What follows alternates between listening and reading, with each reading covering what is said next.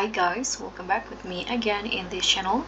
So in today's tutorial, I'm going to show you how you can paint your home walls in Heartopia.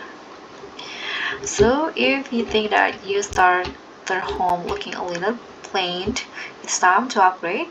And changing your wall color is one of the best way to customize your space.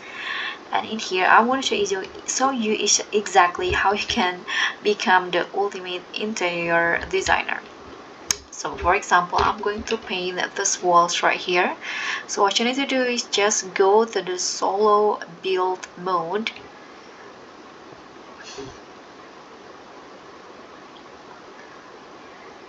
Okay, now you can just select the wall and here click on this buttons right here to change the color. Now choose the color that you want. So for example, I'm going to use this color. You can just click on a check icon and here I'm going to see this, so use the same color. Okay, this one, and select the other walls again.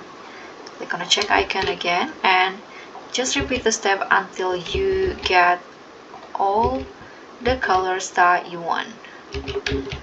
So that's all from me. Thank you so much for watching. Don't forget to like, comment and subscribe, and also click on the thanks. Bye.